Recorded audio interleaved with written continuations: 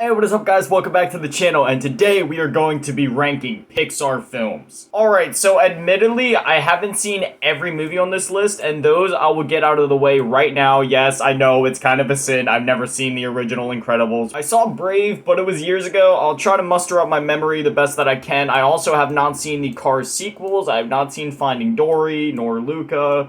Onward. Okay, there's a lot of these I actually haven't seen. Alright, A Bug's Life. I'm going to put it at okay. It was a good movie, but honestly, I would rather watch Ants if y'all have ever seen that movie before. Especially now as an adult. Like, A Bug's Life isn't bad, but Ants, I mean, I don't know. For some reason, I just always prefer that one, and I know it's probably wrong of me for me to compare those two, but every time I think Bug's Life, I just think, man, I'd rather go watch Ants. Brave, I'm also gonna put into the okay tier. From what I remember, it was like a decent movie. Definitely not like the best thing ever, but it was okay. Cars is gonna go straight timeless. This was one of my favorite movies as a kid. I had the Cars games. I had Cars like stuffed animals, Cars plushies, whatever you want to call them. Just everything was Cars. I was constantly quoting the movie. Any chance I could, I was watching this movie. And nowadays, I could go back and watch it, and I could never get tired of it. I'd never get burned out on it. This movie is simply a classic.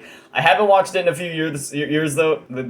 I haven't watched it in a few years though, so I'll definitely have to give it a rewatch at some point. And I'll have to check out the sequels. I haven't heard. Oh my! Dry eye drops, made with hydrating polymer.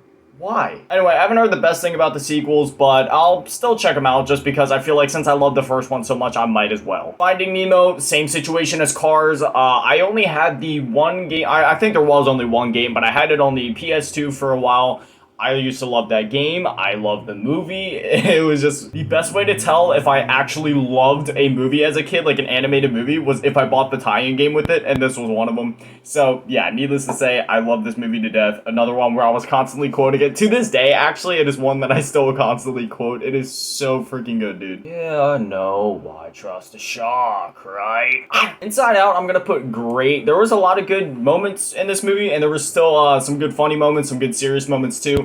However, when I think of like Inside Out versus like Cars, Finding Nemo, or the other goats in my animated tier lists, it's good. Like, it's a really good movie, but does it stand up to those? I could have a world without Inside Out, but I couldn't have a world without, say, Cars or Finding Nemo. Monsters, Inc., timeless, baby. I love this movie so freaking much. I'm not gonna repeat myself, but for any of the Pixar movies that go into timeless, you can already count on the fact that I was constantly watching it, constantly quoting it, had all sorts of stuffed animals and toys and other things of that sort for it, and any tie-in games that might have came out for it, okay? Every time I watched this movie as a kid, I always wanted to give Sully a hug, even when he was being big, bad, and scary. He just looked so fluffy. I've always found it funny how Sully is the one that's considered absolutely horrifying, when, in my opinion, Mike Wazowski is so much scarier. Mike Wazowski, you forgot to turn in your paperwork. I had a couple teachers in school that reminded me of them. And Monsters University, I'll put great, just because I have a lot of nostalgia for it. If it wasn't for that, I'd probably put it okay, which is probably where it deserves to go. Oh, I don't know. There was some good moments in this movie, and when I think of Monsters University versus these two, yeah, Monsters University deserves to be in great. Definitely not as good as the original. It was obviously going to be very hard to top tier. Why is there like Chick-fil-A Popeyes ads up here? I'm trying to rank Pixar movies. Stop trying to make me hungry at what, 8:28 in the morning? But yeah, I still thought it was really cool just seeing them in like university training to be monsters. I thought that was a really cool concept. But again, no matter what you try to do, you can't really top the original. It's just like, it's the same scenario for like Finding Dory and the Cars sequels. Like, no matter what you do, it's going to be near impossible, if not impossible, to top the originals. Just because, I mean, at the time, those films were original. So to capture that same aura of like an original IP or original whatever, you can't really match that excitement and hype for it. Ratatouille, timeless.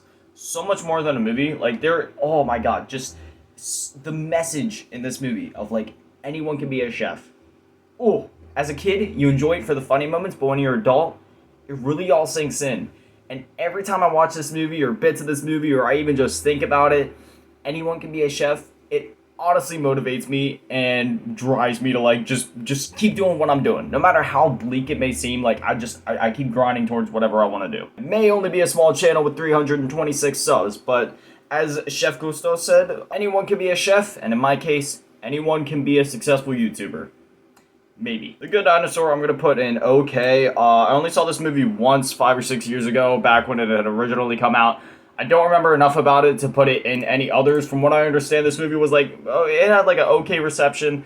But I personally just can't remember enough about it. So for me, it's going to go okay. If I rewatched it, that may change, but from what I've heard from everybody else, it probably wouldn't. Incredibles 2 is going to go great. I've seen snippets of the original, and just compared to when I watched the second one, definitely not as good as the original, but still a very good movie nonetheless. I also have a bit of a hatred for Incredibles 2 that kind of makes me want to put it in bad, but it's nothing directly, well, it is kind of related to the movie. So I was working in a McDonald's at the time that Incredibles 2 would come out, the weekend that the movie had come out in theaters. And my McDonald's was literally right next to a movie theater, and I was always the person on grill. And I was just a 14, 15-year-old kid, however I was. And that Friday night, I was all alone, working the grill, as the line was just going outside of the drive-thru, like just wrapping around the building, going down the street, and I was just alone on grill, hammering out these McDoubles.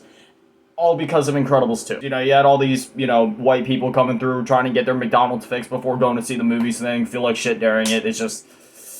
ugh. I'm going to talk about all these at the same time. All three of the Toy Story movies that I have seen are absolutely timeless. The first one was like a revolutionary movie. I don't need to explain that. One of the first... wasn't it like the first Pixar movie, I think? Or at least the first one that took off? Incredible movie. Like, even today, even though some of the animation looks a little jank here and there, was just some of the way that the toys move and stuff, it's still a great watch. Surprisingly, like everything just works in this movie, and I feel like since the movie's so short, it also has like a killer flow to it. It's one of those all killer no filler movies, and I mean, I think I could say that for basically the whole trilogy. Toy Story 2, in my opinion, is probably the best one, just out of the ones that I've seen. I haven't seen Toy Story 4, of course, but Toy Story 2 just takes everything from the first one, amps it out, just takes everybody's personalities, ramps it up a little bit, and I just love it. And that whole dynamic of like, Woody not being there for the whole time when he goes to the I can't remember what the thing's name is, but the place that he goes to where he meets Jesse and the Prospector, was that his name? Yes, the Prospector, Stinky Pete, and then he meets the horse. Oh God, what is the horse's name? How did I forget? Yes, Bullseye. I have no idea how I forgot that, but yeah, I just love those moments, kind of like reflecting, or just showing where like Woody was at, simultaneously where Buzz was at on the two sides of the spectrum. And with Toy Story 3, if this is where the Toy Story saga, whatever you want to call it, would have ended, I would have been okay with that. With the way that movie ended, it was just absolutely perfect.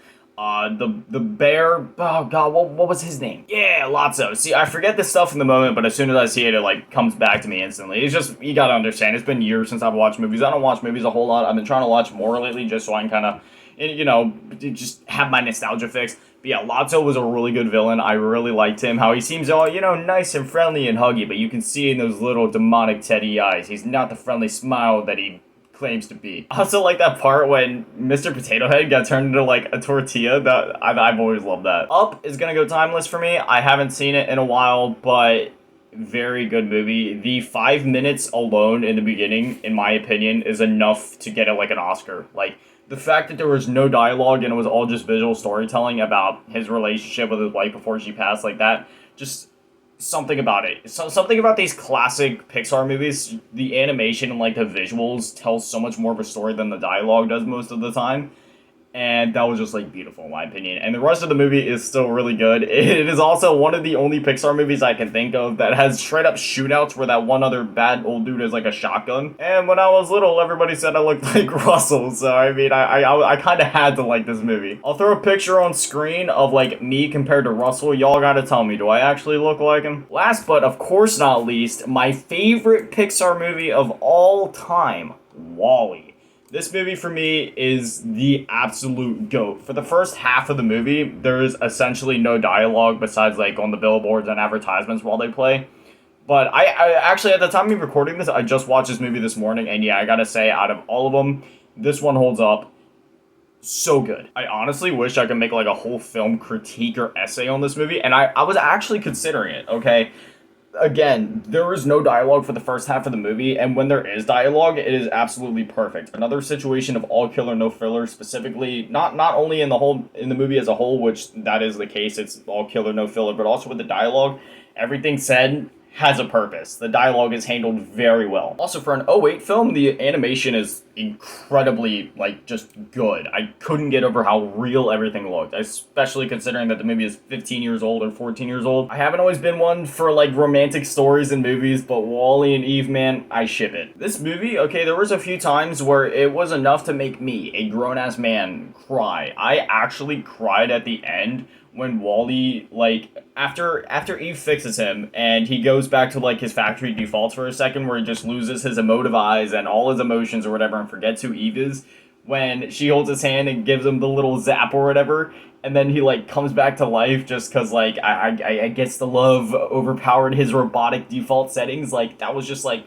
it was so good. It was genuinely beautiful. It made me cry. No amount of words could do this movie justice for its impact on me. I've been watching it since I was a kid. I've been playing the tie-in game since I was a kid. I actually just beat the tie-in game yesterday and then watched the movie this morning just because I was like, dude, I need more Wall-E. I changed my phone wallpaper to Wall-E. I'm going through a Wall-E phase right now, but no amount of words can express my appreciation for the people that made this movie, my appreciation for the movie itself, and just how good it is.